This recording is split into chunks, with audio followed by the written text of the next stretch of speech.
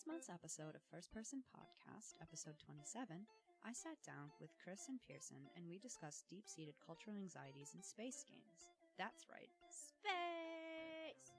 We start by talking about Stellaris and the logics that control gameplay, and then we move to compare the colonialist, conquer-all space genre with space games that invert that kind of hegemony.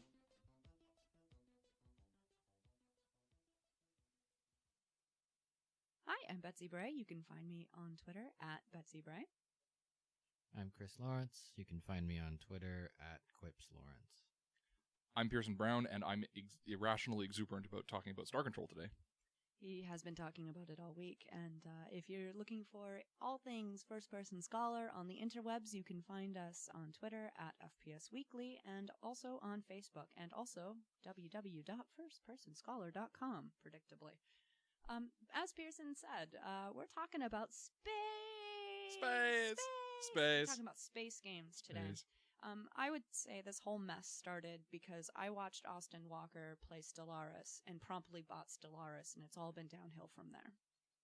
Yeah, that sounds about right. This whole podcast idea kind of came from, Betsy's recent interest in Stellaris, which, for those of you who aren't aware, is a 4X game set in space by Paradox Studios, which is very much in line with their other games like Crusader Kings or Europa Universalis 4, that generally involves you building a civilization and painting a large portion of some kind of map, usually the Earth, but in this case some unnamed galaxy, space, painting space the color of your empire.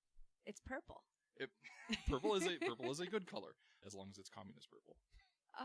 I think it's pretty gay purple, which Gay I purple. dig. Okay, all right. I dig. Okay. Paint space gay. All right, that's pretty cool. Oh, and I don't typically like sci-fi themed games. I don't play a lot of them. Maybe that's because there's a lot of those military elements in sci-fi games that I've complained about many times on podcasts. But I really like Stellaris, even though there are a lot of things where I'm like, this is a problem. And it's also become very stressful to play Stellaris as I've gotten better at actually controlling what's going on. Yes. The better I get at Stellaris, the more stressful it is. Chris, have you played any games like that recently?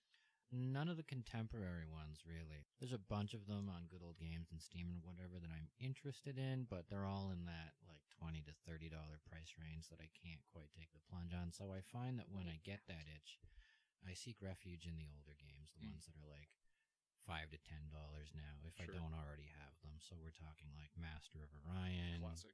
Starflight, and you just got me into Star Control too, so I've been playing that nonstop for the last day and a half or so. I don't think he slept since the last time we saw each other. No. And yesterday, the entire office was filled with the sounds of Starflight. True enough. When I started thinking about Stellaris, I actually started thinking about No Man's Sky. And yes, why are we still talking about No Man's Sky? I swear to God, we've got a good reason. Stellaris does have some things in common with No Man's Sky, I feel like, because it's this big sort of promise of space that is new and different consistently.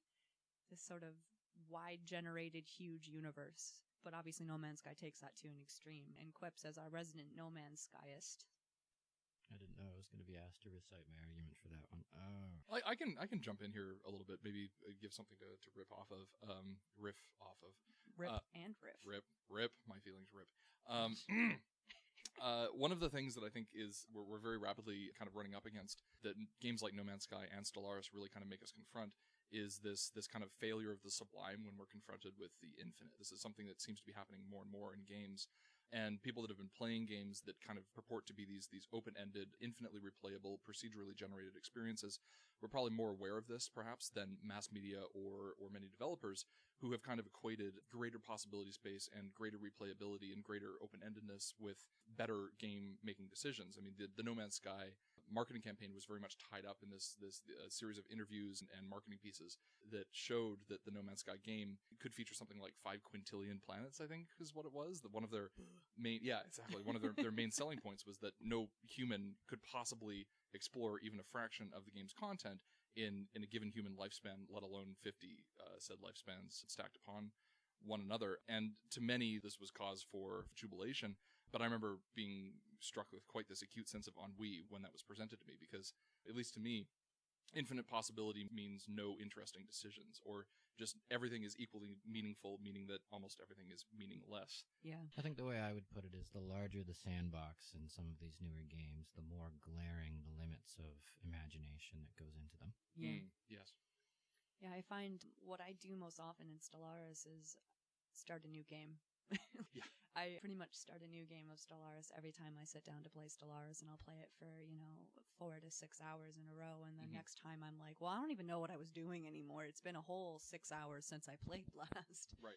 And I've already lost the thread, and I'll just start over because that's just as satisfying. Yeah, and the beginning is the most interesting, like trying to think of what could potentially be out there in this vast world. It's all slaving despots. All of them. Oh, great! Another 3 fanatical purifiers. Lovely. I'm between three space Hitlers. Yep. Great. It's really depressing. It is. It's it is super depressing that so space often. is full of space Nazis. Right. I've heard, it's a bug that there's so many slaving despots, but I think it's also just, since it's an option, it becomes an option. Mm-hmm. Like, it's a path of least resistance, unfortunately. Sure. Right, and the worst amongst us do tend to, at least in these kind of realpolitik simulations, rise to the top, eating up smaller empires and acquiring. Which brings me to, I think, one of the interesting threads that we've been tugging on as we've been talking about these games. And that's that these vast empty spaces that are presented to us as these spaces of kind of infinite possibility in games such as No Man's Sky and Stellaris and many others of a similar ilk, I think they wind up almost kind of unconsciously or subconsciously packaging in acquisitional logics to the way that these games work. Because if there is a vast, infinite, supposedly empty galaxy out there for you, what are you to do with it except acquire it, to amass it, in order to try and apply certain capital-born logics to this vast, empty, unexploited space? It's not even like you need to be told in these games. It's just there's this built-up set of genre perception that people seem to take to games like these that inform the way that we engage with them and the way that these games are made for us. And I thought that was a really interesting thing that's been put into relief by certain other conversations we had, but I thought we could talk about that for a while. I think something that throws me off with No Man's Sky in particular is I think it would almost be a less troubling game if its world was as empty as we have been complaining for the last 5 minutes. But it's just populated enough with enough hints of civilization and culture that it's fundamentally colonial logic, where the universe basically just rolls over and waits for you to manifest its destiny. Yeah. Kinky. Yeah. To put it bluntly, I think that's the only kind of kink shame we do around here. Yes, if your kink is manifest destiny, sorry, we're shaming it. I'm not sorry. Yeah, no, not sorry. Sorry, not sorry. Shaming the hell out of it. But this gameplay loop of colonizing, harvesting, and ultimately exploiting seems to happen in spite of the sparse traces of non-human sentient civilization that are actually spread throughout the map. There's little to no critical engagement on these matters with the civilizations you encounter. They very much just offer up themselves to you. Ew. It feels gross, but I can't say it feels any better in Stellaris when they're like, ooh, look at this civilization. It's so primitive. Let's stare at it for the next 1,000 years from a, observation post. Would you like to be a voyeur to the primitives? Would you like to harvest the primitives? Would you like to literally turn the primitives into you? Oh. Those are your options. Well, I mean, once I got asked if I was going to stop an asteroid from hitting their planet, which I had to due to factions, but I mean, it also felt like the right thing to do. I don't know. Like, it's all messed up. The whole game's messed up. Everything's messed up. Video games were a mistake. So that's a really interesting point that you brought up there, Quips, is this notion that there is either in actuality or kind of in absentia evidence of other civilized life out there in the universe. And in the case of No Man's Sky, I've never actually played No Man's Sky. I just like to, rip on it despite not having ever actually sat down to play it. Something about the $60 price tag is an impediment. But what exactly do you do with these shreds of civilization that you come across? Are they window dressing? Do they serve any kind of mechanical purpose in the games? Well, if you can't feed them into your ship for fuel or synthesizing materials, your only real interactions with other sentient life are to trade with them or to employ them on the bases that you build across worlds. Right. Ooh. Right. Okay. Ooh. So that's pretty troubling. Yeah, you're presented with this giant universe, as you described, something like 13 quintillion planets. The number will probably continue to rise as the podcast advances and will become steadily more hyperbolic. Yeah. Nonetheless. So there's this giant universe, and there are 3 sentient races, if I remember correctly. And they're all well established there. They have history, they have ruins, monuments, things you can unearth and discover. You can actually teach yourself their languages, word by word. What's interesting, though, is a disproportionate number of the words you actually excavate from ruins have to deal with trade. Because commerce is the only interaction, really, you have. That's sweet, sweet capitalism. With any of these aliens. And what's really strange, what's really almost sterile about the No Man's Sky universe is all of these species have left ruins behind, but there's nothing in the way of contemporary infrastructure, at least planet side. There are occasional spaceports and outposts and little bases staffed by 1 or 2 aliens, but there's no cities. We don't really see a society at work here. It's like all of these aliens are just waiting around to be put to work by an enterprising young capitalist. Space capitalist. Right? Space capitalism. And that's exactly what happens. Everything is kind of in stasis until you arrive and start harvesting and building and employing. Right. So that's interesting. I mean, this idea that alien races in that game don't really have agency. They're just kind of facets of the galaxy that are tools for you, in potentia, should you decide to use them. Meanwhile, in Stellaris, I'm the tool getting my ass handed to me by fallen civilizations who are still wildly powerful and telling me, like, well, just give us half of your scientists. Right. Or, the hundreds of slaving despots and, But I still think the comparison works, because Stellaris to me is the other side of a very similar coin to what's going on in No Man's Sky. Yeah. Wherein rather than, some of the races obviously are tool. If you're this hungering hive mind race in Stellaris, you can literally use other alien races as fodder. You can eat them if you want to, as your only real engagement with the galaxy. But even if you're not, even if you're a civilization that might bear some resemblance to what ours might look like if we, wind up reaching mass spaceflight at some point in the foreseeable future, most other alien races out there in the galaxy they wind up taking on a similar cast, in as much as they are reduced to either obstacles to you being able to expand your own galaxy, or some kind of stepping stone that you can use to do so. They're either leverage or a rock in your way. And even though some start out more powerful than you, there's no real long-term prospects, especially in the example of these fallen empires, these ancient preeminent species that are just kind of sitting there and waiting dormant to be reawakened by some kind of event. There's no way to meaningfully engage with them other than to eventually surpass them and destroy them. No diplomatic settlement exists for many of these other races that populate the galaxy. And so I think in different ways, both of these games wind up falling into this very kind of Manifest Destiny-esque logic that both games are shot through with. Space games, colonialism, this is something that's been well trod of. And what we really want to dig into today was, can space games not do that? Right. And I just before we get into the other raft of games that I, for one, am extremely interested in talking about, I wanted to posit the prompt that perhaps there's something going on with the conceptual genesis of these games that we're talking about right now, the games that are falling into the 4X tradition and involve painting the map your color. And I think the fact that Stellaris bears a lot of resemblance to Paradox Interactive's other games that do take place on Earth really kind of shows this link where Earth-based logics of acquisition and Manifest Destiny and colonialism are being kind of applied to space-based settings wholesale, right? The logic is the same. We're basically treating space like we would and have historically the Earth. Other races are either tools or obstacles. Terrain, if it isn't colonized by what we consider to be a civilization, is nothingness. It is there to be appropriated and subsumed. And I feel like that's a very Earth-based logic that we've taken and applied to the theme of space without actually considering the affordances of space a priori. So, that prompt. That was a very nerdy question, Pierson. Was it a question? It's not really a question. It's more of a comment. Yeah, it's more of a comment. I mean, we're really just... I want to think about my own work, really.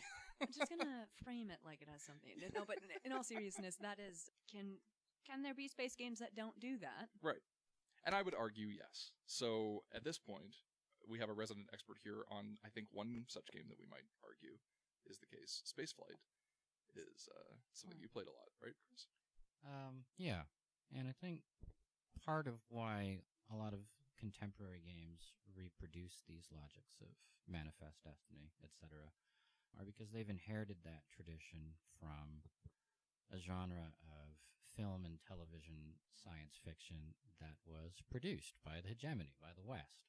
On top of that, we also have the technology to create vast open spaces now. Like, we have the procedural generative powers to make these universes that we can paint, hopefully purple. But Purple, best color. Purple best. The affordances of having the technology to give us that much space to mess around with is something that has definitely, I think, re-inspired that kind of play logic. Because, I mean, the games that you two have been talking about that don't do this kind of crap, they're tending to be older, aren't they? Yeah. And something I've noted with cynicism is that the larger the playground has gotten, the more we've just filled it with a ever-increasing in size federation, for lack of a better word. And I really thought you were going to go with the Star Wars sand joke there. Yeah. I saw the temptation. It's coarse, irritating. Sorry to interrupt. Go on. The Space Federations and the big sandboxes are coarse and irritating. So. Hello, our prequel memes. Anyway, if you look... Get out. if you look back to the tradition of science fiction in film and television, it's all humanocentric, right? And that makes sense. We're humans. We want to see us in space. We want to see us succeed and rule everything. But in doing so, we reproduce Western hegemony on a human scale. So in Star Trek, the humans are overwhelmingly the dominant force in the Federation. In Star Wars, humans appear to be in charge of everything. The Galactic Empire is explicitly humanocentric. So you have sci-fi games, 4X games, not 4X games, real-time strategy, turn-based strategy, but all of them figure the human as the center of experience. They're usually prominent in galactic affairs, they're in charge of everything, and very rarely do we see games that challenge that status quo in a meaningful way. A couple of older examples, Starflight and Star Control 2, still put you in the shoes of a human commander, but they have been decentered from a hegemonic experience. In both cases, they take place after the fall of some kind of human-dominated government. In Star Control 2, we see the conclusion of a war with another alien species that has not gone our way. And when you finally get to Earth, the aliens are in charge, and humans are a slave colony, and the game goes from there. Starflight is even more vague. It takes place thousands of years in the future, starting with a small, unknown human colony that's trying to find out what happened to the human empire that preceded it. It's simply disappeared. And one of the great treats, for lack of a better word, in experiencing Starflight blind is the moment when you find Earth, because it's not obvious from the get-go. Star Control 2 drops you basically in the Earth system at the beginning and lets the story play out from there. Starflight buries Earth. So, in Starflight's case, Earth itself is decentered from galactic affairs. It's insignificant, and what you find there isn't especially earth-shattering. Or maybe it is. Like, you don't find a fledgling empire there waiting to be reborn. You don't find a slave world just itching for revolt. You find ruins. You don't get this confirmation that actually, yeah, there's a whole other human empire out there waiting to be discovered. You discover that actually you're it, and you're alone. And every other species out there is bigger and better than you. So the way forward, in Starflight at least, isn't really conquest. In a way, I feel like it's still doing the same sort of hegemonic system. It's just imagining it in a situation where we're on the ass end of the ass kicking and instead of being the ones in charge of it. Yeah, it reproduces the same system, but it inverts the perspective. Yeah, okay. And I imagine there's some degree of empathy involved in that. So yes, that could produce some forms of empathy, because you're like, wow, being at the bottom of this really sucks. Yeah, and for that reason, one of my favorite science fiction movies of my childhood, of all things, was the terrible Don Bluth animated film Titan AE. And I like that film in spite of the fact it has both Matt Damon and Creed in it. That's a hell of an endorsement. Once again, though, we're looking at an era of post-human dominance. Earth has been destroyed in that film by an invincible enemy, and basically we're following the stragglers, the survivors. And it's a very predictable narrative as the film progresses, but I appreciate seeing a universe where humans aren't at the center of all affairs. They're maligned, they're distrusted, they're bullied. I can't finish that sentence. They're being treated like humans treat each other, basically. Except Or all the way across the board. like humans treat other races in these contemporary games that we've been speaking about. Good point. Yeah. What would a game that does this well look like aside from these? So Star Control, I think it's very much a spiritual successor of the Spaceflight series. You can see it in the way that the UI is built. Much of the same conceits are employed to kind of set up the galaxy and the stakes therein. But I think that the thing, aside from it being legitimately and objectively the best game that has ever been made in the history of gaming, and there's no questioning me on this. He always says that. Yeah, it's just true. No, this isn't even, my opinion. It is objective fact. He always says this, folks. Like, I've heard this so many times. One of the things I think that sets the Spaceflight and Star Control games apart from many other games that are set in space is that they treat the galaxy as a place that is already full. Certainly there are certain areas that are empty and full of planets that are exploitable and full of minerals that you can mine and keep your ship running, but for the most part, humanity is a relatively small player in a much larger galaxy that is already full of civilization that is meaningful, matters, and is not reducible simply to a tool or an obstacle the same way that it would be in a game like Stellaris. And so when you depart from that point, these games put a much greater emphasis on cooperation and diplomacy as one of the main modes of engaging with other civilizations, treating them as equals at the very minimum, and often potentially much more powerful or greater forces than your own, either in a conflictual or a cooperative sense. In the case of Star Control, at least, there are certain alien races out there that want nothing more than to watch you burn slowly, but, heed must be taken with them. Others are reluctant allies, bullied into submission by the despots of the day, but whose sympathies still lie with you and your mission, and so part of the game is trying to get them to build up the bravery to go with their aspirations rather than their fears. I need several long minutes here. You're right to point out that there are some thematic continuations with Mass Effect.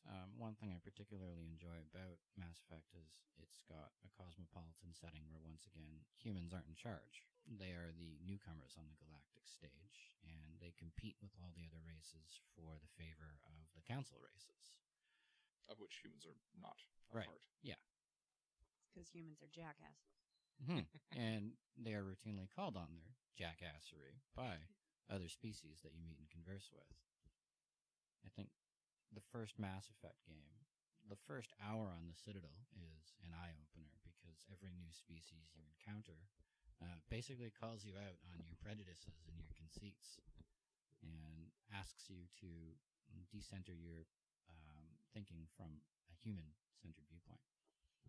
You also drive around in a remote-controlled car like in the old games, so that's kind of cool. I think one of the interesting things about the Mass Effect series, especially the first game, is that the lineage that it shares with games like Spaceflight and Star Control are readily apparent. And don't quote me on this, because I'm not sure if this is just conjecture or it's actually been confirmed by BioWare, but I'm fairly certain that the Star Control games, at least, and probably Spaceflight as well, were used as kind of reference or things that the BioWare team wanted to capture in the first Mass Effect game. And I think they did so certainly in terms of humanity's relationship to other races and kind of their place in this larger galactic civilization that had emerged pre-point that humanity had reached the stars.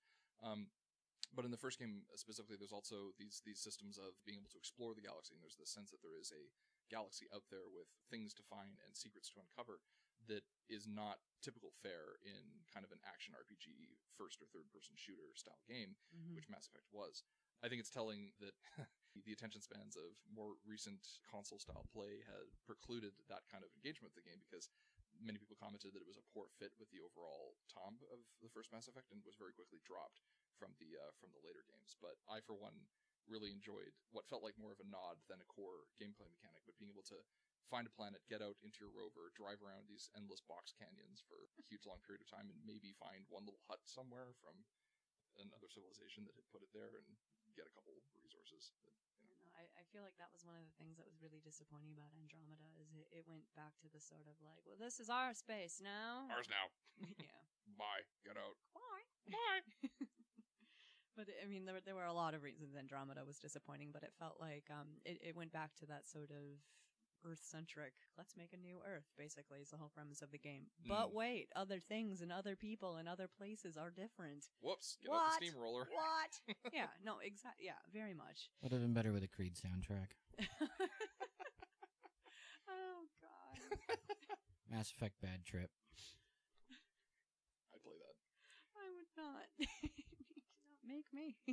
I think in some of the games we've been discussing, there's a distinction to be made between science fiction and space opera, and there's a lot of increasingly pretentious theoretical definitions for science fiction, but the most straightforward one I like to stick to is science fiction proposes an idea, something novel, something new. It asks, what if?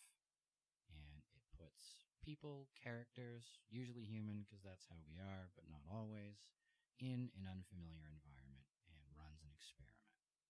You know, Mass Effect, how would the course of civilization progress if a progenitor race just left a bunch of FTL technology lying around for totally not insidious purposes? Very not insidious. Yeah. Totally fine. Totally legit. Guys. Normal.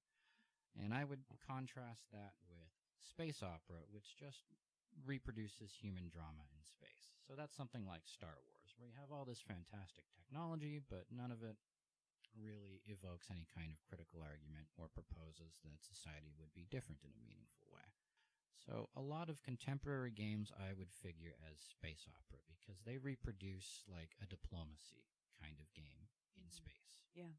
And by diplomacy, I'm assuming you mean the terrible realpolitik game that people play on tables from time to time, not the actual act of interspecies cooperation. Oh, yeah, absolutely. Okay, just to make that clear. You're talking about quote-unquote diplomacy with the scare quotes involving blowing each other to hell, as opposed to... And lying about it first. Yeah, and yes, yeah. Yeah. Okay, just so we're clear. Diplomacy, yes. yeah. Would it have been better if I'd said subterfuge? No, because that's also a game. Yeah, I know. Oh no, what isn't a game at this point? Oh god, they're taking all my toys. Mm-hmm. I think that's a really, really interesting distinction, one that I think does justice to the distinction that we've been trying to draw throughout this podcast, that there are certain games that try to pose interesting thought experiments made into stories, playable stories, and these fall much more into the line of the spaceflight, Star Control, Mass Effect lineage of games, wherein human hegemony does not need to be a precondition of play. It doesn't seem to actually fit all that well with this particular genre of science fiction. Whereas simply taking, the subjugation of the American West and applying it to space certainly seems to fall more into the latter category of a space opera. Yeah, the George Lucas approach. Yeah. Which, just as a disclaimer, I think I should point out that some space opera, I suppose, could be good because, for instance, shows like Battlestar Galactica seem like a well-done space opera that does comport human drama and human troubles in space in a way that is still meaningful and critical. But by and large, this uncritical application of a space opera approach to, well, it worked on Earth, so why won't it work in the Milky Way? Maybe there's something to pick apart there. I would suggest, though, that in the case of Battlestar, the Cylons and their uncanny closeness to us presents a very post-human and science fiction conceit that meshes well with the space opera setting. Okay. And gives it depth. And without disagreeing, I would like to posit the notion that might be a holdover of like this invasion of the body snatchers thing that happened with fears of communism and like the other dwelling in our skin that is still kind of, prevalent in science fiction. I feel like there was, if I was to speculate, much more of a late Cold War logic that was prevailing in the 90s when these games were being made. So space flight, Starflight, which flight of space. When did that come out? That was 1986. 86, right. Okay. So, the rumblings of glasnost and perestroika were heavy at that point. The Berlin Wall was only 2 years away from falling, and 91 was when the Soviet Union crumbled. But even long before that, right, like the invasion of the body snatchers logic was really kind of at its peak in the 60s, in around that time. And so I think there was this renewed understanding that diplomacy and cooperation were actually capable of bringing about positive outcomes for everyone in general. The idea of the world system switched from one of being a zero-sum game where your gain is my loss to an absolute-sum game where your gain and my gain, if added together, equals more gains for both of us. And so I think that science fiction took a turn to that mode of thinking at that point in time. And that's where we see a lot of games. I really feel strongly about this in specifically reference to Star Control, because the world it presents is not one of suspicion and fear and mistrust amongst people. It's almost like it is, despite the depressing elements of it, an optimistic game. It has an optimistic outlook on what the galaxy could hold if everybody worked together in it. But I feel like in the post 9/11 world has fallen much more into a zero-sum game ethos again. Yeah. And a big part of that is that, you know, we have been taught, we've all lived most of our adult lives in a world where at least the mainstream media and political organizations have told us that acquisition and control of territory and the subjugation of peoples is a useful and praiseworthy endeavor. And specifically subjugation, right? The idea that there's this other entity out there. It is something out there that is this uppity upstart that could cause problems for us, could not constitutively destroy us, which is part of this logic, but could be a problem, could be an obstacle, and we need to, you know, squash it or regime change it or whatever to get it on side. Because you really don't see any of that in the older games in the Star Control lineage at all. I'd still watch it. It's a good show. I like it. That was a bit off topic. Video games. Video games. We're doing video. Well, Battlestar has a picture of video game. Oh God, no. It is not. We'll pretend they don't exist. Good video games. Yeah. What's a good game out there right now that you could start playing that isn't basically cookie clicker in space? Well, I'd say Star Control 2. You always say that. I always say that, but I can be like, Pierson, what's a good game that I should play? And you say Star Control 2. And I can be like, Pierson, I'm thinking about playing a card game, and you'll be like, punch out a hole in some cardboard, put it around your computer screen, and then play Star Control 2. It can be a little hard for folks to get a hold of that sort of a thing, though, right? No, actually, Really? It's never been easier than now. For the low price of $9.99. No, there's a free port available that works on pretty much any platform. All right. The creators of the Star Control series, they actually released the code and assets as open source, and people made a updated version of the game that works on pretty much any computer. I think any contemporary computer. Yeah. So no, it's easy to get the game. It's just that it was made in a paradigm of play that was purposefully difficult to access. So people can find it quite infuriating and intimidating to get into this particular game. I did hear some of that yesterday in the office. Yes, yeah. Experienced gamers are often reduced to rubble at the beginning of Star Control. And something tells me Spaceflight is similar. Oh yeah, Starflight actually. Space! The first great challenge in Starflight is actually getting your ship in orbit, because it follows a very realistic physics engine for orbital mechanics. So you have to have your angle and velocity correct, otherwise you make a steel pancake against the side of a moon. Cool. I mean, it's funny the first several times. You have a much higher tolerance for pancakes than me, I guess. I think I do, literally. Well, yes, I have seen you eat an enormous pile of pancakes. So we can space. We can cut that too. But yeah, that is pretty much my recommendation. If you're looking for one of these games to really play through and see how space games could be done differently, Star Control is, to me, the first and last word. But if you're looking for something a little bit more contemporary, be it cliche, I think Mass Effect is a really interesting game to approach under this lens, trying to think about how it does things differently than other space franchises. Not Andromeda, though. Not Andromeda. We just pretend Andromeda doesn't exist. It just doesn't. Just like Star Control 3, we just pretend it doesn't exist. It never happened. I think another pretty accessible game that we haven't talked about, but might be a good place to start for newcomers, is FTL, Faster Than Light, which is also on a shitload of platforms. Easy to pick up and play, short playtime, the campaigns are like an hour, the learning curve is, but not the worst. But I think what's interesting about that game is it plants you squarely in the middle of, a high human empire, hegemony all the way, but leaves you a trail of breadcrumbs. You follow the narrative of the story, you are an isolated ship that must get back to, I can't remember what the government is called, but Federation. The Federation, the human people, with some kind of critical information, but there are hints throughout the story that maybe the Federation you serve might actually be the bad guys. Dun, dun, dun. Yeah. Also, doors are the most powerful super weapon in that game. Oh yeah, just blast them into space. The doors? Yes, oftentimes you'll find your ship getting boarded or set on fire, or something terrible will happen, Close and the door. you can send away teams to go repair things, kill the boarders, put out the fires, but really venting everything that's wrong with your ship into space Oh, is the best way to go. that way of doors. Yes. Using doors. Yep. Duly noted. Yep. Okay. There's a problem on the ship. Vent. If only that worked in any other situation. If we were in space, it would. You need to do another draft of this dissertation chapter. Vent! Well, I'm sorry. It's in space now. Nothing I can do. Space chapter. You go get it. FTL, yeah, excellent game. Betsy, you got anything that you can think of? I don't play a lot of space games. Space.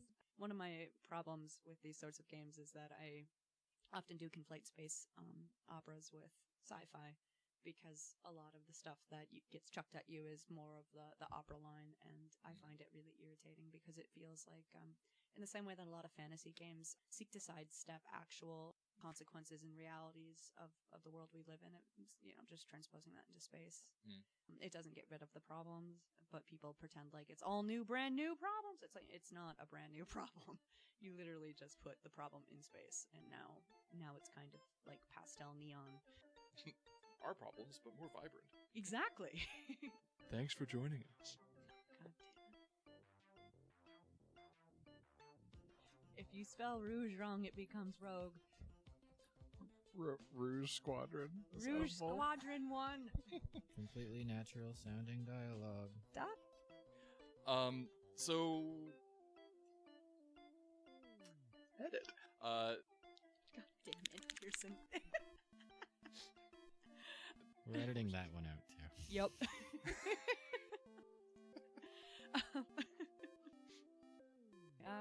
Poor Jason's gonna have to do so much up. Yeah, sorry This about is a clusterfuck.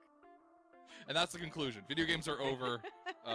We're shutting this down, Goodbye. everyone. Bye. Bye. Bye. Forever. Bye. Goodbye.